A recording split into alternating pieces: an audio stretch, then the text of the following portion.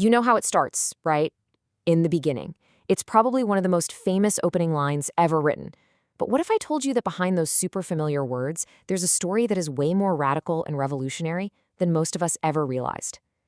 So let's pull back the curtain on this ancient text and discover the story that's been hiding in plain sight.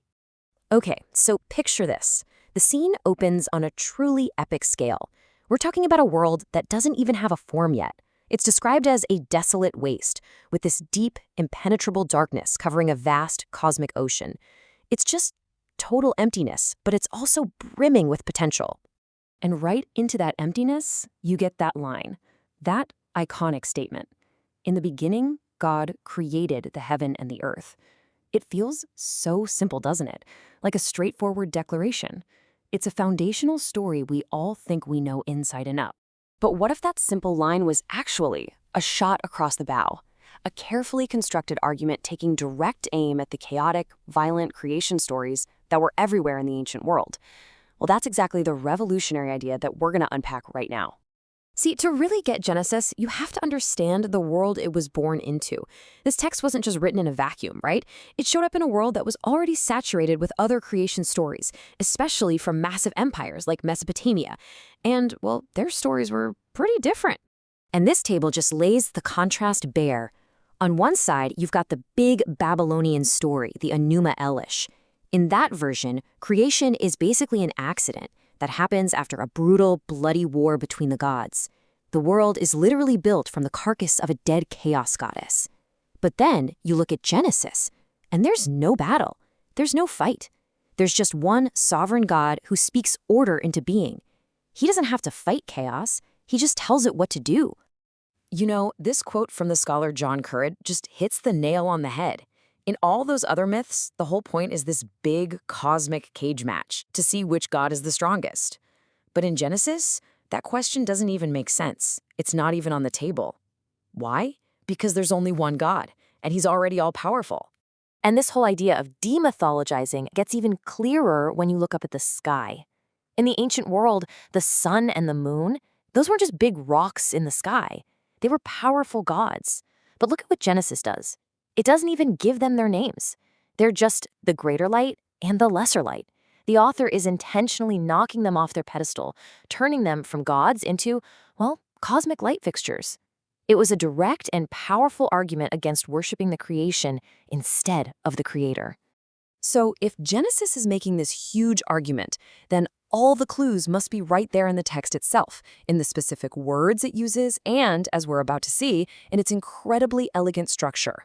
So let's start with this incredible Hebrew phrase used right at the beginning, tohu wabohu. It paints this picture of a world that is totally unformed and completely unfilled. It's not necessarily evil, just a blank canvas, an empty stage. And this is the exact problem that God is about to solve over the next 6 days of creation. Now, the word used for God here is Elohim. And what's so fascinating is that grammatically, the word itself is plural, but it's always used with singular verbs. Now, this isn't a hint at multiple gods. It's what scholars call a plural of majesty. Think of it like a king saying we when he means I. It's a way of packing all the fullness and greatness of God into a single word, a huge contrast to the bickering, limited gods of other stories. And what is God's Spirit doing in this scene? The Hebrew verb is rakaf, hovering. The image it brings to mind is of a bird, like an eagle, just hovering over its nest. It's not a frantic motion. It's a picture of tender care, of coiled and ready power, of purposeful attention, getting everything ready for the creative act that's about to unfold. But the genius of Genesis 1 goes way beyond just the words. See, a lot of scholars believe the whole chapter is built on this beautiful and highly intentional literary structure.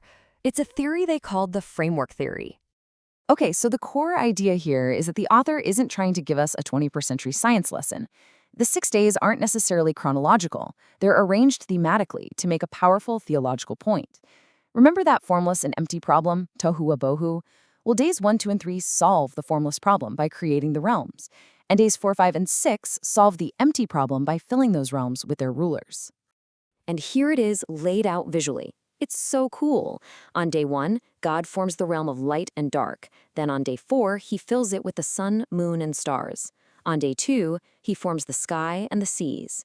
On day 5, he fills them with birds and fish. On day 3, he forms the dry land. And on day 6, he fills it with land animals and, as the grand finale, humans. You see that perfect, elegant parallel?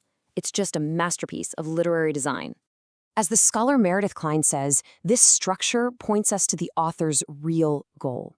He's arranging the story to teach us something deep about who God is, a God who brings perfect order out of formlessness and brings incredible fullness into emptiness. So when you put all of these pieces together, the historical context, the specific language choices, that incredible literary structure, the true radical nature of Genesis just comes roaring into focus. The myths of the day gave you a world run by a bunch of chaotic, selfish, warring gods. Genesis, on the other hand, presented a universe governed by one single sovereign God, whose actions are orderly, purposeful, and are repeatedly called good. In the myths, the world is born from violence and conflict. In Genesis, creation is this peaceful, dignified, orderly event. There is no struggle. God just speaks, "Let there be light," and that's it. The power is in his word, not in a weapon. And here's maybe the most radical difference of all, the view of humanity. In the Babylonian story, people are a pathetic afterthought. They're literally made from the blood of an evil god just to be the slaves of the other gods. But in Genesis, humanity is the climax of the whole story, intentionally made in the very image of God and given this royal job of ruling and caring for all of creation. And that's really the whole point, as John Oswalt sums it up so well. Being created last isn't a sign of being unimportant. In Genesis, it's the place of highest honor. It's the pinnacle, the final masterpiece of a world that God declares is not just good, but very good. So, at the end of the day, Genesis 1 was never trying to be a science textbook about the mechanics of how the universe started. It was something far more profound. It was a theological manifesto, a radical declaration of who God is, what this world is really like, and what incredible value and purpose every single human being has within it. And that leaves us with one last thing to think about.